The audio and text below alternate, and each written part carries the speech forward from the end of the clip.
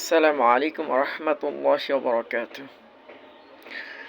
إن الحمد لله نحمده ونصلي على رسوله الكريم أما بعد. হে প্রিয় মুসলিম উম্মাহ, আজকে আমি কথা বলবো আমার প্রিয় মুসলিম উম্মার যুবক শ্রেণীর ভাইদেরকে নিয়ে।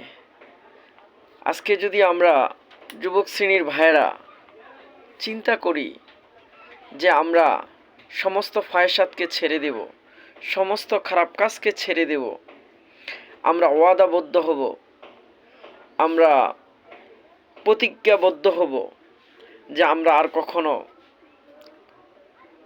খারাপ কাজের সাথে জড়িত থাকব না, আমরা কোনো ইসলাম বিদ্বেষী কাজের সাথে জড়িত থাকব না, আমরা সমস্ত নেশাদ্রব্যকে পিছনে ফেলে দিয়ে বয়কট করে ডাস্টবিনে নিক্ষেপ করে আমরা কোরআন ও সুন্নাহর আদর্শ নীতিকে গ্রহণ করে নেব।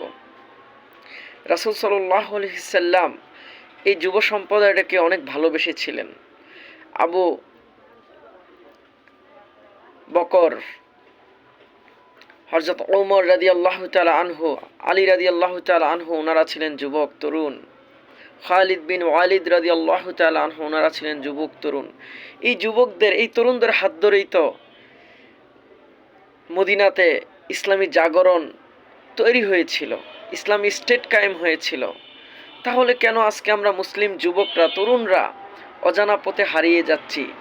নেশা, ইয়াবা এবং ফেন্সিডেল, জুয়া, এগুলোর সাথে নিজেকে অ্যাক্টিভিটিস করে ফেলতেছি এবং ইসলাম থেকে দূরে সরে যাচ্ছি কেন? আজকে আমরা কি শেখ খালিদ বিন ওয়ালিদ রাদিয়াল্লাহু তাআলা আনহুর মতো করে ইসলামের ছায়াতলে আসতে পারি না?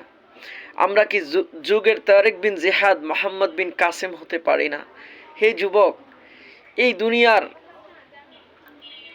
এই সৌন্দর্য কিছুই না, এই বুকবলিষ্ঠতা কিছুই না। এগুলোকে একটি সময় ছেড়ে আমাকে পৃথিবী থেকে হারিয়ে যেতে হবে। তাই আসুন না, জীবনের সমস্ত অজ্ঞতার জন্য আল্লাহর কাছে প্রার্থনা করি, তওবা করি, চোখের পানি ফেলে আল্লাহর কাছে আমরা দোয়া করি আল্লাহ তাআলা যেন আমাদের জীবনের সমস্ত ভুল ত্রুটিগুলোকে ক্ষমা করে দেয়।